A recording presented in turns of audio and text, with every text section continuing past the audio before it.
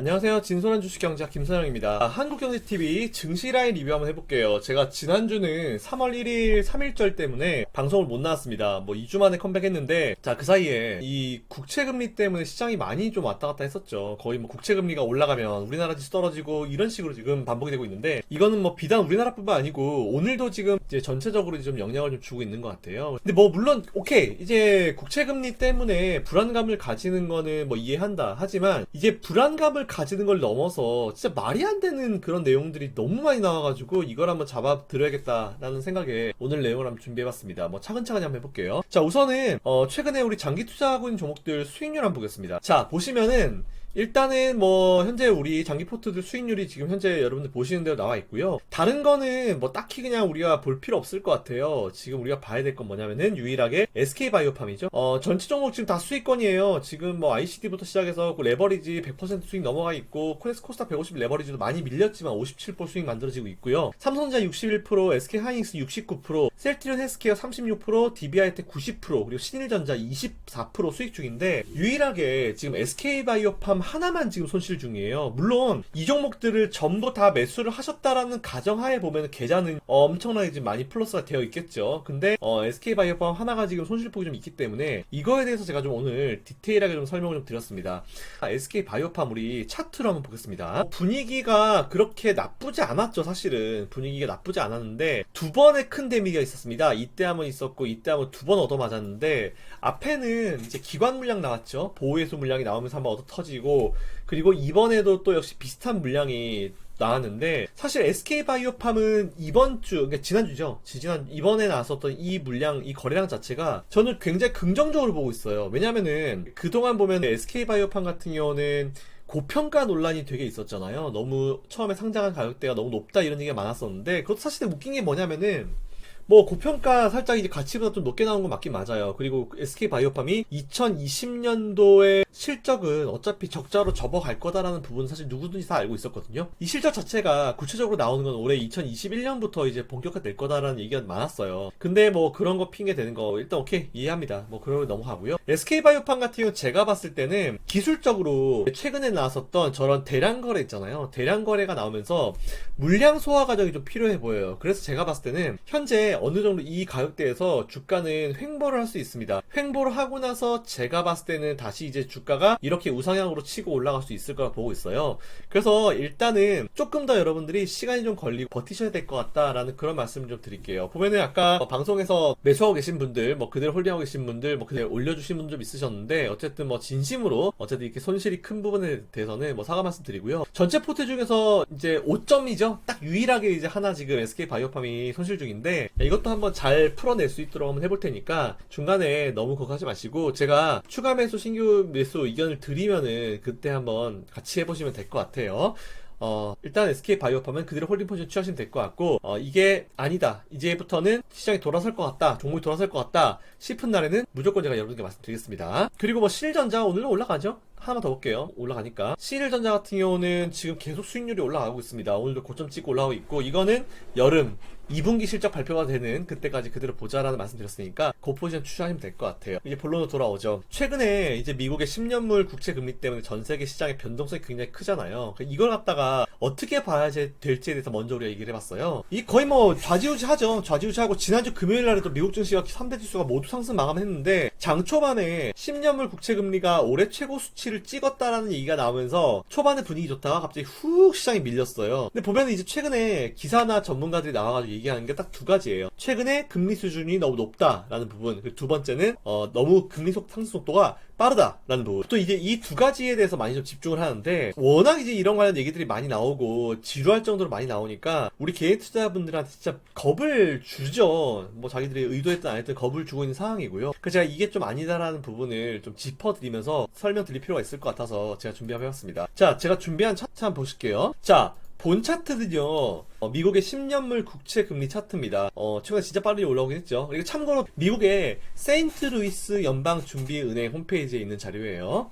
자, 보면은 좀 많이 올라오긴 했어요. 제가 보더라도 이거 조금 세게 올라오긴 했네 라는 부분이 뭐 2포인트 있고 여기도 있고 뭐 여기도 있고 여기도 있고 거의 뭐 쭉쭉 올라온 타이밍이 몇 번 있었죠. 근데 일단 제가 오늘 지금 여러분들께 설명드리고 싶은 부분은 첫 번째로는 현재 금리 수준이 부담스럽다라고 주장하는 사람들, 그리고 두 번째로 속도가 너무 빠르다라고 하는 그 주장 두 가지에 대한 얘기를 해볼 생각이에요. 첫 번째 한번 볼게요. 현재 국채 수익률 수준이 부담스럽다는 주장이 말이 안 되는 이유. 보시면은 요게 3월 4일 기준으로 국채 금리는 1.54%가 유지가 되고 있습니다. 자, 근데 제가 이제 요 앞에다 표시를 따로 해놨는데요. 이때가 아직까지 커버도 안 된 상황이잖아요. 누가 보더라도 3월달 팬데믹 이전의 국채금리 수준이 이 정도였는데 아직 그 정도도 커버가 안 됐어요. 자, 그럼 여기서 볼게요. 지금 수준이 부담스럽다면은 지금 누가 보더라도 요 팬데믹 이전의 상황보다 국채 수익률 수준이 낮은데, 그러면은 지금 만일 국채 수익률 수준이 부담스럽다라고 하면은 그전에는 뭐 무슨 뭐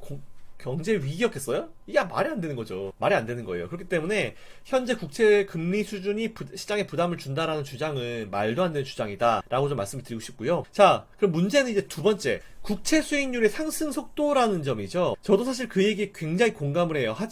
공감은 하지만 짚고 넘어가야 될 문제가 있습니다. 여러분 잘 아시겠지만 최근에 이제 그 코로나19 상황이 작년 3월 달에 벌어지고 나서요, 시장이 급락을 했죠. 근데 그거를 언제랑 되게 비교를 많이 했냐, 2008년도 금융위기 때랑. 뭐 보면 각 언론들 뭐 각계 전문가들 나와가지고 지금 뭐 코로나19 사태가 터져서 증시가 이렇고 2008년도 금융위기 때랑 비교를 해서 막 이런 얘기 많이 하는데, 그래서 제가 한번 봤어요. 2008년도 금융위기 때랑 이번 팬데믹 상황에 각각 10년물 국채 수익률 뭐 수준과 반응 속도 이런 걸 한번 봤는데, 제가 준비한 자료 한번 보시죠. 자, 본 자료는요, 2008년도 금융위기가 본격화되기 직전인 2008년 11월 3일 국채 수익률이 3.84%였어요. 근데 그 이후에 수익률이 이렇게 급감을 하죠. 그래서 최저점을 찍은 게 2008년도 12월 18일 날 0.08%라는 수익률을 찍습니다. 바로 전 여기서 여기까지 1.76% 정도 급감을 했잖아요. 거의 반토막 수준인 45%가 날아갔다라고 좀 보시면 될 것 같아요. 자, 그럼 여기서 이렇게 급락했었던 2.08%까지 떨어졌었던 이 국채 수익률이 원자리까지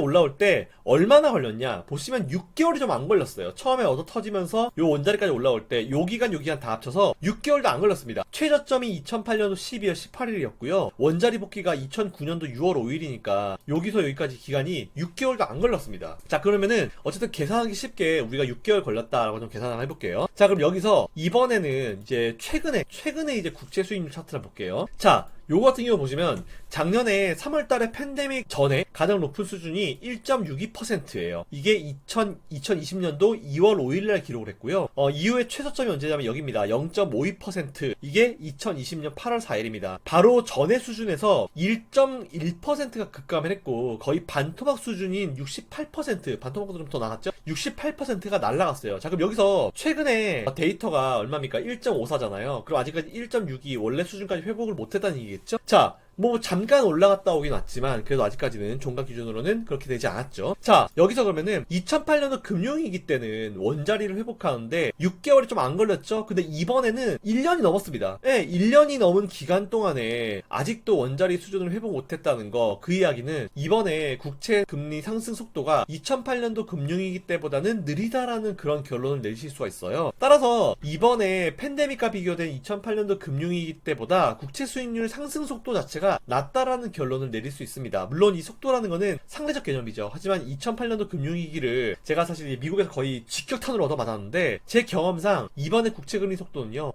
속도가 빠르다라고 막 여러분들한테 겁을 주는 사람들은 그저 그 사람들의 어떤 옛날의 기억이 있으면 2008년도 때 시장에 있었으면은 그때의 기억을 잊었었던 거다라고 좀 생각하실 수 있을 것 같고, 그게 아니고 그때에 주식 투자를 하고 있지 않았었던 사람들이 나와서 얘기하는 거는 이것저것 붙여가지고 그저 우리 개인 투자들을 겁주려는 그런 핑계로밖에 보이지 않는다라는 그런 말씀을 좀 명확하게 드리고 싶습니다. 어쨌든 결론적으로 제가 드리고 싶은 말씀은 뭐냐? 지금 현재 국채금리 반등 상승 속도가 옛날에 2008년도 금융위기 때보다 빠른 게 절대로 아니다라는 말씀을 다시 한번 좀 명확하게 드릴게요.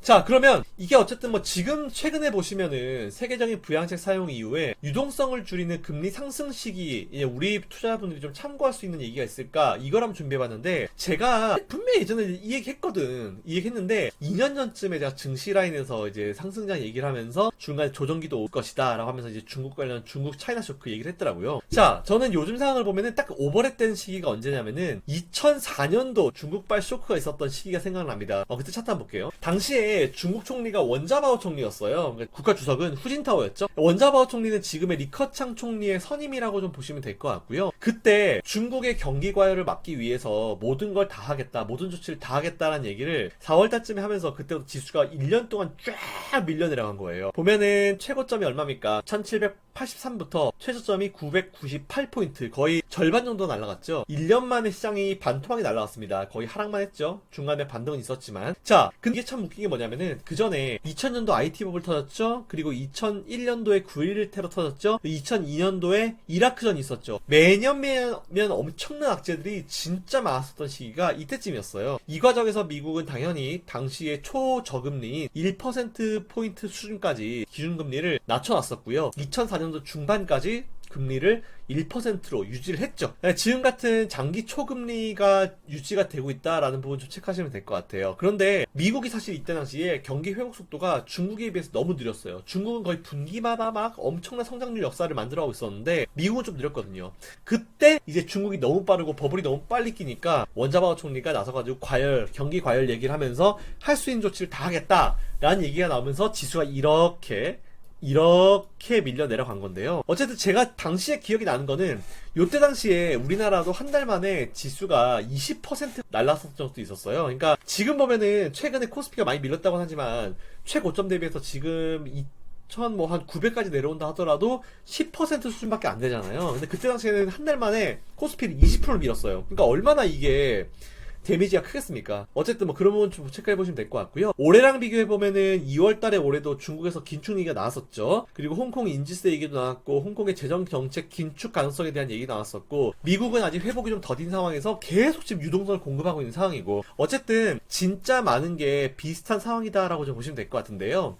여러분 그때 기억나세요? 그때 당시에도 초저금리 기조를 유지하면서 시장에 어마어마한 돈을 풀었습니다. 그러면서 그때 이제 글로벌 경기 회복이 되면서 저금리 시대에 엄청나게 풀린 이 자금들이 그때 당시에 어디 들어가냐면은 브릭스, 그때 당시 브릭스 펀드 이런 것도 되게 유행이었는데 BRICS에서 브라질, 러시아, 인도, 차이나, 거의 이제 개발도상국들이죠. 이쪽으로 자금이 들어가면서 이쪽에 브릭스의 어떤 그 증시가 폭등을 합니다. 어마어마하게 올라가는데요. 그러면은 그때는 2004년도는 그랬지만 그때 어마어마한 돈이 시장을 들어왔고 그 이후에 상해종합지수가 어떻게 되는지 한번 차트를 보여드릴게요. 자, 보시면은 여기 밑에 빨간 박스가 어느 시기냐면은 요 시기예요. 요 시기를 제가 빨간 박스로 요 뒤에 표시해놨는데 저점 찍고 6124포인트까지 대세 상승장이 나오게 되죠. 어마어마합니다. 자, 그럼 이때 우리나라 코스피 차트를 제가 보여드릴게요. 자, 요겁니다. 빨간 박스는 똑같이 이 앞에 빨간 박스, 그리고 요 시기를 제가 빨간 박스로 똑같이 표시해놓은 거고요. 이때 2004년도에 제가 기억이 나는 게 그때 당시에도 개인 투자자들이 카드론 받고 미수 베팅을 하던 개인들이 진짜 많았어요. 근데 그 사람들 모두 2004년도에 차이나 쇼크 때 시장을 완전히 떠났거든요. 따라서 제가 오늘 여러분들께 말씀드리고 싶은 거는 살아남으시라는 겁니다. 강한 자가 살아남은 게 아니고 살아남은 자가 강하다는 표현이 있잖아요. 그거에 대해서 정말 저는 공감을 하고 있는데, 제가 봤을 때 여러분들 올해 상반기만 좀 버티시면은 여러분들이 생각하는 거 이상의 상승장이 또 나올 겁니다. 이 상반기라면 왜 상반기냐?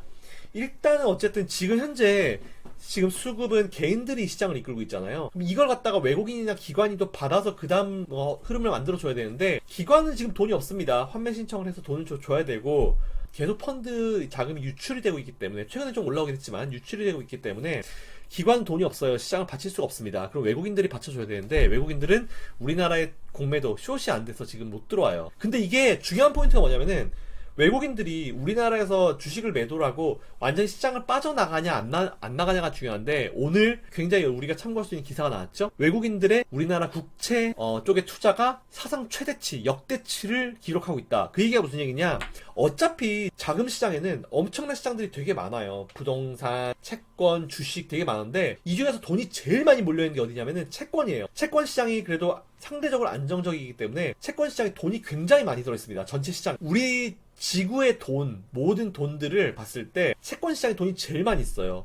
근데 그 채권 시장에서 돈이 조금씩 주식으로 넘어올 때가 언제입니까? 경기에 대한 확실성, 그리고 주식으로 좀 더 이제 리스크를 감당해서도 수익을 낼 수 있겠다 하는 시점에 그 채권에 있던 돈이 일반 주식시장 쪽으로 넘어와요. 이거를 뭐라고 하냐? 그레이트 로테이션이라고 표현하죠. 그레이트 로테이션. 그레이트 로테이션이라는 표현이 있는데 그건 여러분들이 그냥 참고로 좀 보시면 될 것 같고요. 살아남으셔야 됩니다. 그런 의미에서 제가 여러분들께 예상한 코스피 차트의 어떤 목표가 얼마입니까? 3,580포인트죠. 근데 저는 이것보다도 더 높이 갈 수도 있다는 부분 말씀드리고 싶고요. 그래서 작년 3월달에 증시라인 나와서 코덱스 레버리지 소개해드리면서 3,000포인트는 일단 가야 되고, 그리고 그 3,000포인트가 어느 날 기준으로는 지지대로 작용하는 때가 올 거다라고 했는데 지금 딱 그렇게 되고 있잖아요. 그죠? 이 부분은 여러분들 꼭 생각해 주시면 좋을 것 같고요. 당시에는 엄청난 비판받고 뭐 전문가들한테도 비판받고 엄청나게 됐는데 누가 맞았는지 여러분들 한번 생각해 보시면 될 것 같아요. 제가 어느 정도 이 분석에 자신감이 있느냐, 오늘자로 삼성전자 그리고 코덱스 레버리지, 코덱스 코스닥 150 레버리지 신규 매수 가능 의견 드리겠습니다. 그리고 삼성전자 이번 랠리 기간 동안은 매도 의견 안 낼 거고요. 10만원 이하에서는 팔고 싶은 생각이 1도 없다라는 의견 드리면서 제가 준비한 내용을 마무리하겠습니다. 쉽지 않은 시장이 이어지고 있긴 있지만 그래도 지금 잘 버티시면 돼요. 제가 좀 팁을 드리면은, 지금은 막 테마주들 매수 하시는 분들이 있죠. 당장은 돈을 버는 것처럼 보이는데 안 될 거예요. 최대한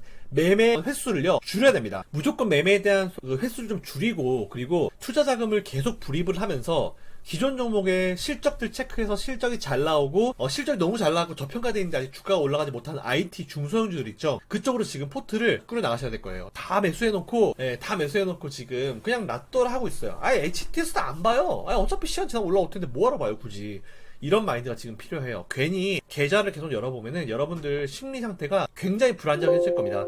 어차피 저는 저 같은 분석가가 나와서 여러분들께 도움을 드릴 수 있는 게 뭐냐면은, 저는 1998년도에 계좌를 만들었고 IT 버블도 겪어봤고 2001년도에 뭐 온갖 것들, 9.11 테러, 이라크전, 뭐 유럽의 재정위기부터 시작해서 2008년도 금융위기, 온갖 걸 다 경험해봤어요.